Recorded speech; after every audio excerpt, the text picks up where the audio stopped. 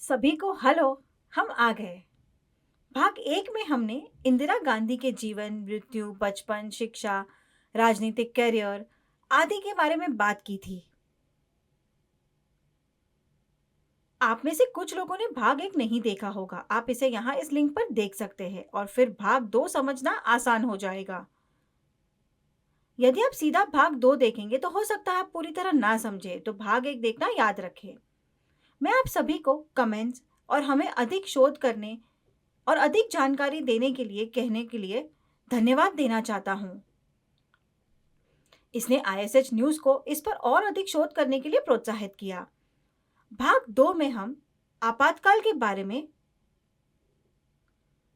और इंदिरा गांधी के बेटे संजय गांधी की मृत्यु और उससे जुड़े संदेह के बारे में बात करने जा रहे हैं। पूरा वीडियो देखें। तो चलिए भाग दो शुरू करते हैं।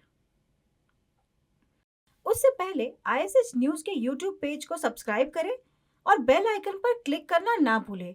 इसे अपने दोस्तों के साथ साझा करें। अब भाग दो शुरू करते हैं। जैसे कि आपने भाग एक में देखा, 1971 में राजनारायण ने इलाहाबाद उच्च न्यायालय में एक मुकदमा दायर किया था। हम वहां से आगे बढ़ेंगे। नारायण व्याकुल थे क्योंकि वह चुनाव हार गए थे और उन्होंने इंदिरा पर रिश्वतखोरी और सरकारी संसाधनों के कई दुरुपयोग का आरोप लगाया था।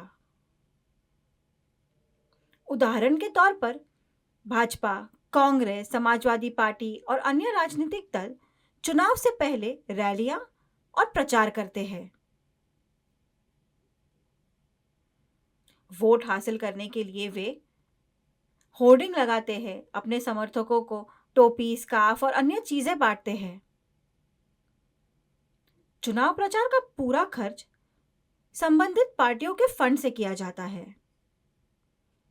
सरकारी धन का उपयोग व्यक्तिगत पार्टी उद्देश्यों के लिए नहीं किया जाता। हालांकि इंदिरा पर कांग्रेस पार्टी के प्रचार के लिए सरकारी धन का उपयोग करने का आरोप लगाया गया था।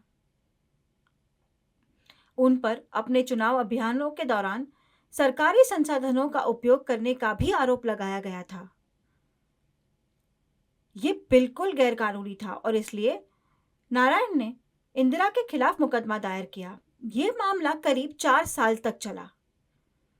12 जून 1975 को जबकि इलाहाबाद उच्च न्यायालय ने रिश्वतखोरी के आरोप को खारिज कर दिया था,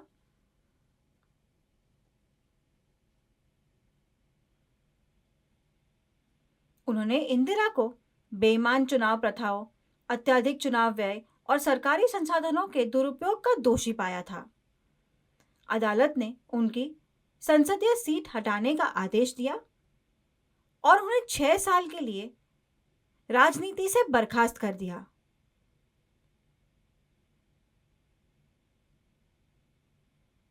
फैसले के बाद उनके हजारों समर्थकों ने उनके घर के बाहर प्रदर्शन किया और उनके प्रति अपनी वफादारी के नारे लगाए।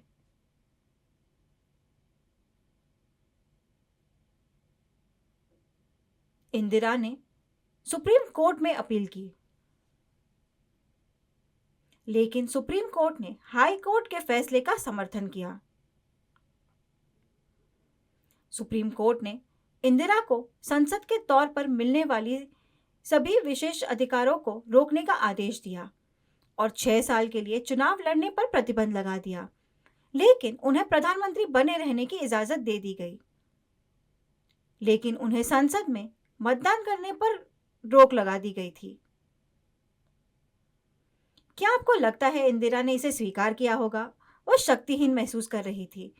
कांग्रेस के भीतर इंदिरा के विरोधी जयप्रकाश नारायण और मोरारजी देसाई उन्हें प्रधानमंत्री बने रहने देने के सुप्रीम कोर्ट के फैसले से खुश नहीं थे।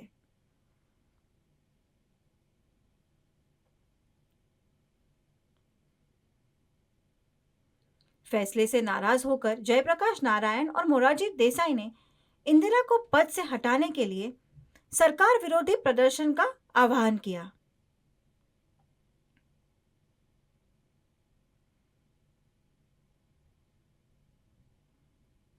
उन्होंने पुलिस विभाग को ये भी सुझाव दिया कि अगर सरकारी आदेश अनैतिक हो तो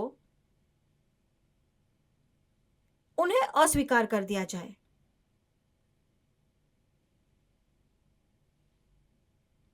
आइए देखते हैं इसके बाद इंदिरा ने क्या किया। इंदिरा ने सरकार विरोधी प्रदर्शनों को विद्रोह को बढ़ावा देने के संकेत के रूप में लिया।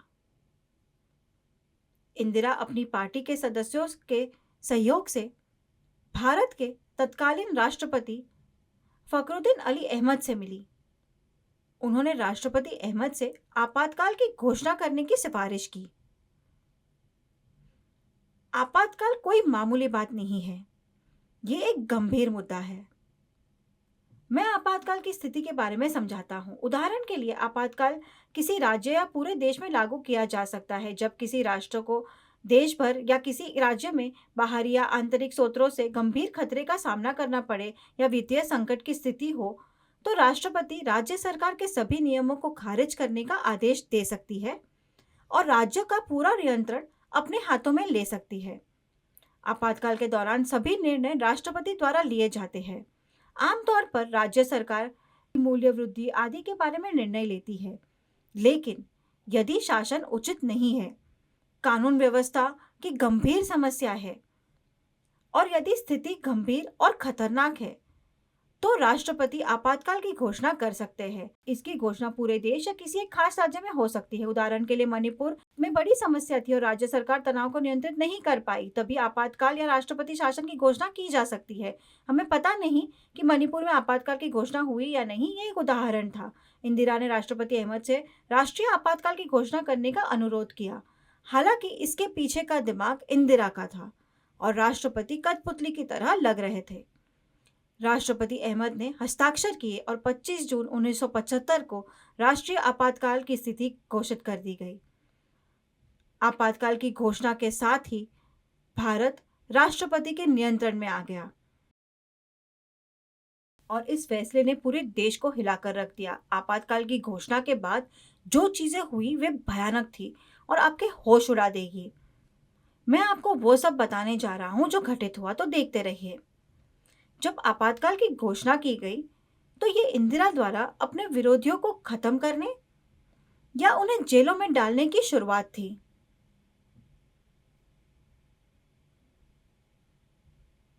ये भयानक था क्योंकि आपातकाल के दौरान इंदिरा को असाधारण शक्तियां मिल गई थी और नागरिक और संवैधानिक अधिकारों का बड़े पैमाने पर दमन शुरू कर दिया गया था। आपातकाल के दौरान उन्होंने बिना किसी कारण के लोगों को गिरफ्तार करवाया। यही उनका मकसद था। आपातकाल की घोषणा के 3 घंटे के भीतर पूरे भारत में सभी प्रमुख समाचार पत्र कार्यालयों और प्रिंटिंग प्रेसों की बिजली काट दी गई। ऐसा इसलिए किया गया ताकि प्रेस उनके खिलाफ कुछ भी न छाप सके, जिससे दुनिया के सामने उनका नाम खराब हो। उनसे जुड़ी किसी भी खबर को छापने से पहले अनुमति लेनी पड़ती थी और यह सकारात्मक बात होनी चाहिए थी। वह मीडिया को पूरी तरह से नियंत्रित कर रही थी। आश्चर्यजनक। आपातकाल के दौरान विरोधी राजनेताओं और कई अन्य नेताओं को तुरंत गिरफ्तार कर लिया गया या घर में नजरबंद रखा गया।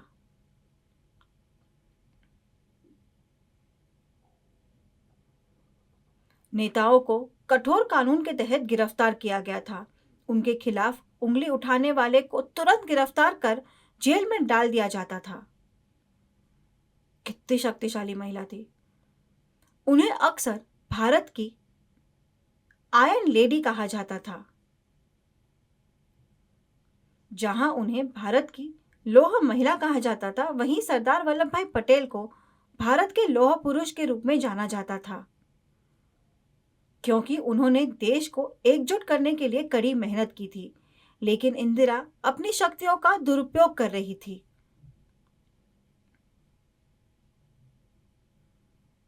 आपातकाल की घोषणा के बाद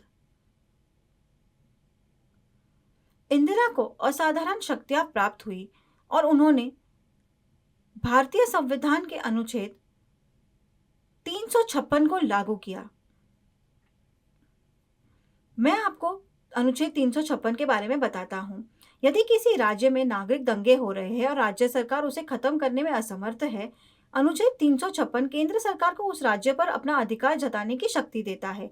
इसका उपयोग बड़ी समस्याओं के लिए किया जाता है। हालांकि भारत में कोई बड़ी समस्या नहीं थी, लेकिन अपने विरोध को खत्म करने के लिए इंदिरा ने अनुच्छेद 356 लागू किया और सभी राज्य उनके नियंत्रण में आ गए। राज्य सरकारों ने सारी शक्तियां खो दी और सीधे केंद्र सरकार के अधीन आ गई।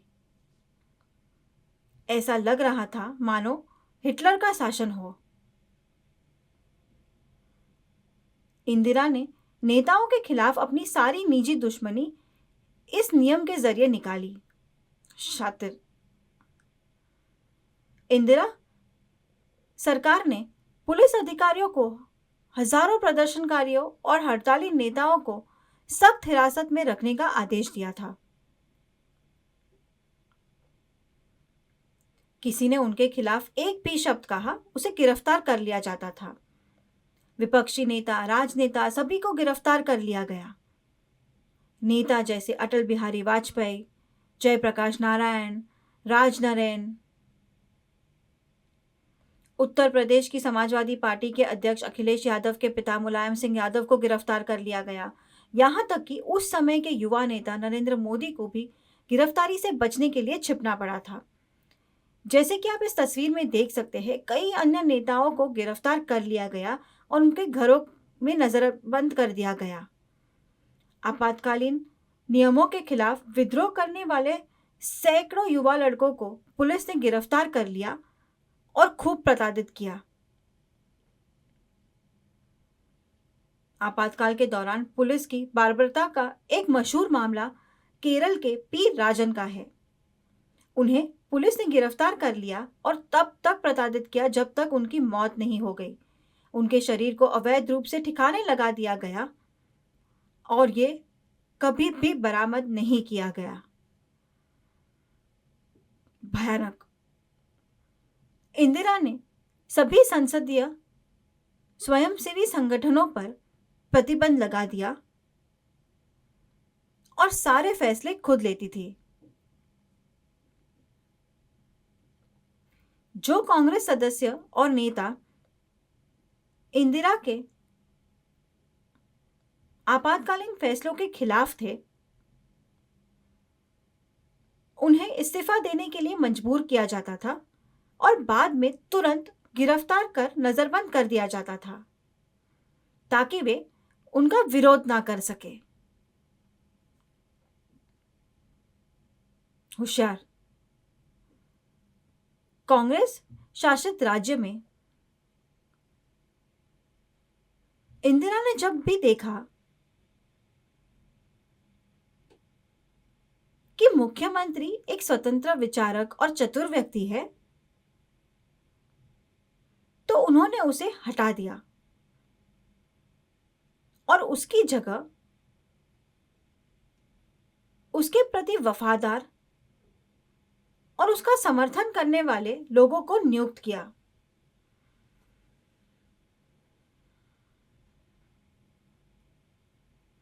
उनके पास सभी स्वतंत्र सोच वाले लोगों को हटाने की ताकत थी। अजीब बात है। इंदिरा ने बेहद चतुराई से राष्ट्रपति अहमद को भी सलाह दी और मना लिया। आपातकाल की स्थिति जीवन भर के लिए नहीं होती है। इसकी घोषणा केवल थोड़े समय के लिए की जाती है, जैसे 6 महीने या 1 वर्ष या कुछ सप्ताह के लिए आदि। यह राष्ट्रपति का निर्णय होता है। हालांकि इंदिरा और राष्ट्रपति की सलाह पर अहमद ने 6 महीने के लिए आपातकाल की घोषणा कर दी। इंदिरा की सलाह पर आपातकाल को 3 बार 6 महीने के लिए बढ़ाया गया।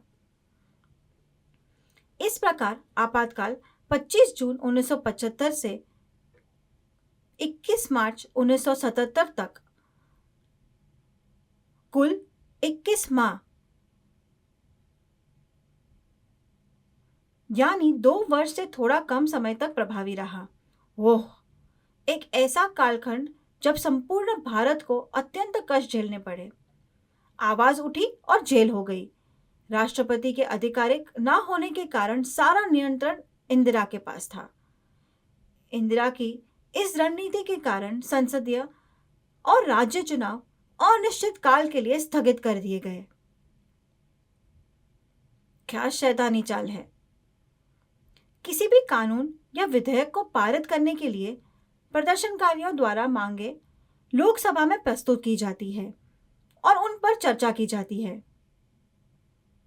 लोकसभा में पारित होने के बाद इस पर चर्चा होती है और राज्यसभा में पारित किया जाता है और फिर राष्ट्रपति की मंजूरी के बाद ये कानून बन जाता है।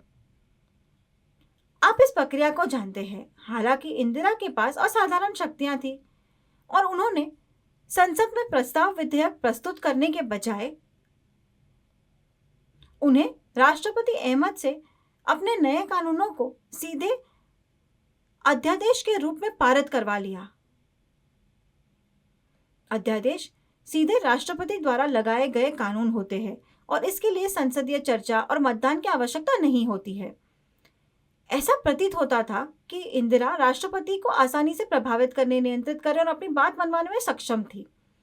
इंदिरा चुनाव धोखाधड़ी मामले में सुप्रीम कोर्ट द्वारा दिए गए फैसले, जो संवैधानिक कानून पर आधारित था, में अपनी गलती से छुटकारा पाना चाहती थी।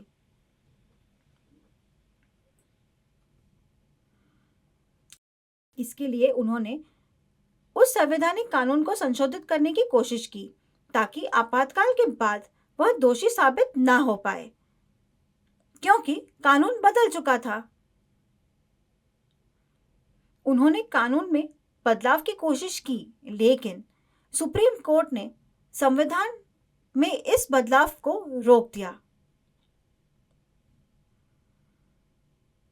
तब इंदिरा कानून नहीं बदल सकी। धूर्त।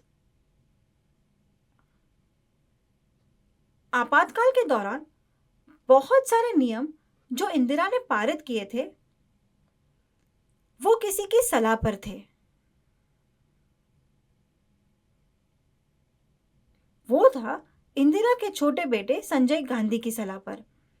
वो इंदिरा के बहुत बड़े सलाहकार और एक मजबूत नेता थे। कितना दयालु आदमी है कि उनकी मां को सलाह दे रहा है। एक बार जब आप उनके द्वारा किए गए निर्णयों को देख लेंगे तो आप मुझे बताइए कि वह दयालु थे या नहीं। यहाँ विवरण है। संजय गांधी भारत के विकास से जुड़े मुद्दों पर इंदिरा के सलाहकार थे। उन्होंने क्या क्या सलाह दी, ये जानकर आप हैरान रह जाएंगे। संजय गांधी लोकसभा के सदस्य भी थे। वह बिना किसी सरकारी पद पर रहे इंदिरा के बड़े सलाहकार थे। इंदिरा ने उनकी सभी सलाह सुनी और उनमें से एक भारत की भलाई से जुड़ा अभियान भी था, जिसका उद्देश्य भारत की जनसंख्या को नियंत्रित करना था। इसके लिए उन्होंने एक अभियान का प्रस्ताव रखा और इंदिरा ने इसे मंजूरी दे दी। सितंबर 1976 में उन्होंने अनिवार्य नसबंदी या पुरुष नसबंदी कार्यक्रम शुरू करवाया।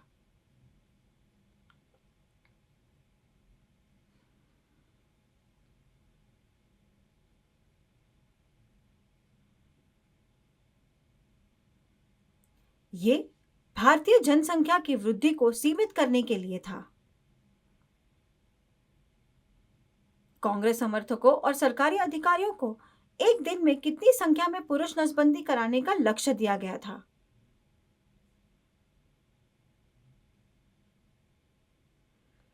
ये वैसा ही था जैसे मार्केटिंग अधिकारियों को अपने उत्पाद बेचने के लिए लक्ष्य दिए जाते हैं। इसी तरह अधिकारियों को एक दिन में निश्चित संख्या में पुरुष नसबंदी कराने का लक्ष्य दिया गया था। हालांकि कुछ पुरुष जनसंख्या नियंत्रण का समर्थन करने के लिए इस प्रक्रिया से गुजरने के लिए सहमत हुए, लेकिन अधिकांश पुरुष अनिच्छुक थे और उन्हें नसबंदी कराने के लिए मजबूर किया गया। पुलिस अधिकारी लोगों के घर में घुस जाते थे और पुरुषों को जबरन नसबंदी के लिए ले जाते थे। किशोर लड़के, युवा वयस्क, अधेड़ उम्र के पुरुष और यहाँ तक कि बूढ़ों को भी नसबंदी के लिए जबरन ले जाया जाता।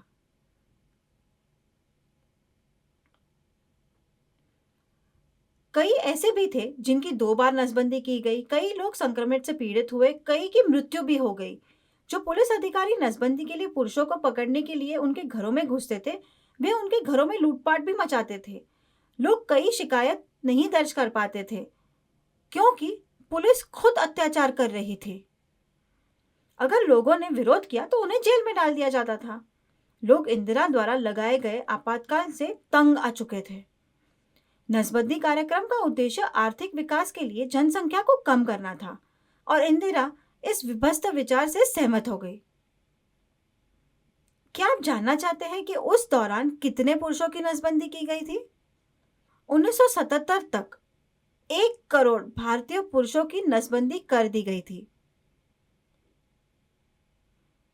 गांधी के लिए ये एक उपलब्धि थी।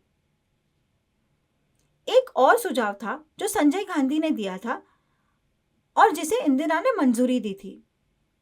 आपने बहुत सारे कम आय वाले आवास, गरीबों और बेघर लोगों द्वारा बनाई गई झुग्गियां आदि देखी होंगी। संजय गांधी ने इन झुग्गियों और कम आय वाले आवासों को ध्वस्त करने का आदेश दिया। ये सब अधिक पर्यटकों को आकर्षित करने के लिए शहर के सौंदर्यीकरण के नाम पर किया जा रहा था, जिससे आर्थिक विकास में मदद मिलेगी। आर्थिक विकास के लिए पहले उन्होंने जनसंख्या नियंत्रण के लिए नसबंदी का सुझाव दिया और फिर पर्यटकों को आकर्षित करने के लिए विध्वंस का सुझाव दिया। दिल्ली के तर्कमैन गेट और जामा मस्जिद क्षेत्र में झुग्गियों को बिना कोई वैकल्पिक आवास दिए और बिना कोई नोटिस जारी किए नष्ट कर दिया गया।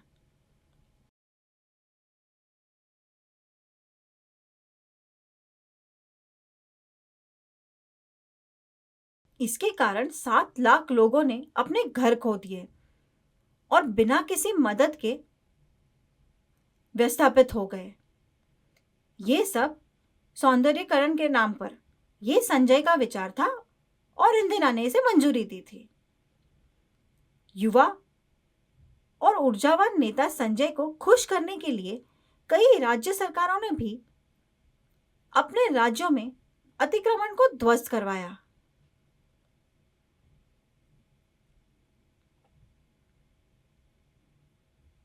राज्य सरकार ने या तो बहुत कम या कोई सुधार अवधि नहीं दी और निवासियों को कोई आधिकारिक सूचना या जानकारी या नोटिस नहीं दी गई। निवासियों को धमकाने और गिरफ्तार करने के लिए अक्सर पुलिस अधिकारियों को साथ ले जाया जाता था।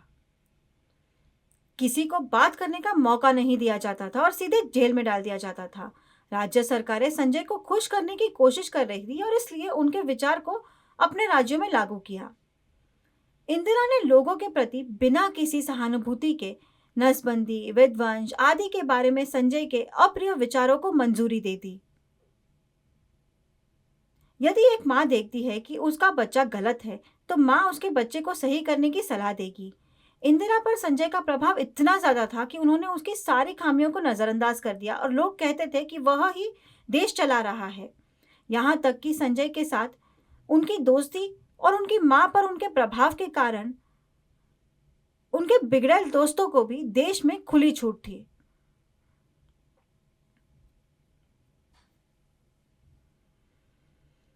कितना शक्तिशाली और दुष्ट था।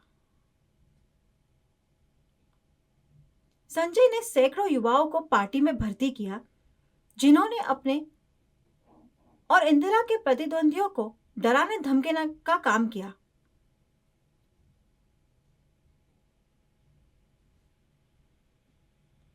आपातकाल के दौरान इंदिरा ने संजय के 5 बिंदुओं को अपने 20 सूत्रीय आर्थिक विकास कार्यक्रम में भी जोड़ा था।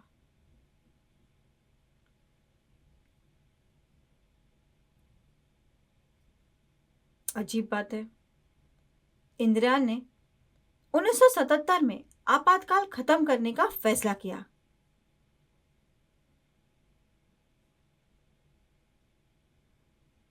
क्या उन्होंने उसे अचानक खत्म करने का फैसला लिया?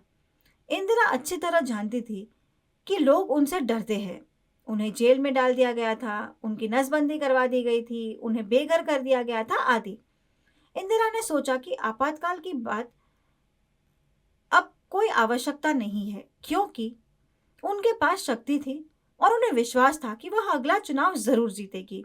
1977 में इंदिरा ने आपातकाल खत्म करने का फैसला किया। क्या इसका मतलब यह है कि राष्ट्रपति अहमद के पास कोई शक्ति नहीं थी? क्या वह महज एक कठपुतली थे? करीब 2 साल तक इंदिरा ने देश पर पूरा कब्जा कर लिया था। आपातकाल की स्थिति को 3 बार बढ़ाया गया और ये 21 महीने तक जारी रहा। आपातकाल के ये 21 महीने को अक्सर आजाद भारत के काले दिनों के रूप में याद किया जाता है। 1975 से 1976 के बीच जिन पुरुषों को नसबंदी के लिए मजबूर किया गया, वे अतीत को कभी नहीं भूल पाएंगे। आपातकाल खत्म हुआ। 23 जून 1980 को दिल्ली के पास एक हवाई दुर्घटना में संजय की मृत्यु हो गई। दरअसल राजीव गांधी उन्हें अक्सर सावधान रहने को कहते थे।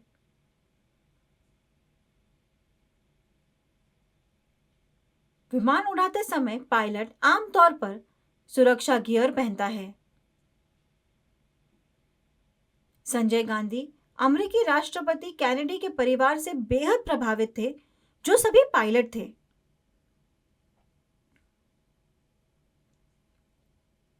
कैनेडी परिवार से प्रभावित होकर संजय को एरोबैटिक्स में बहुत रुचि थी।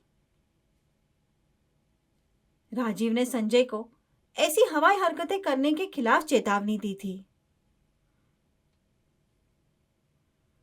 इसके अलावा उन्होंने कुर्ता पैजामा और चप्पल पहनकर विमान उड़ाए, जो किसी राजनेता की तरह दिख रहे थे। राजीव ने उन्हें इसके खिलाफ भी चेतावनी दी थी। हालांकि संजय ने कोई ध्यान नहीं दिया और बाद में उनका विमान दुर्घटनाग्रस्त हो गया। अपने ही बेटे की आकस्मिक मृत्यु में इंदिरा के शामिल होने की अफवाहें थी। माना जा रहा था कि संजय का बढ़ता राजनीतिक प्रभाव इंदिरा की सत्ता के लिए खतरा बनता जा रहा है।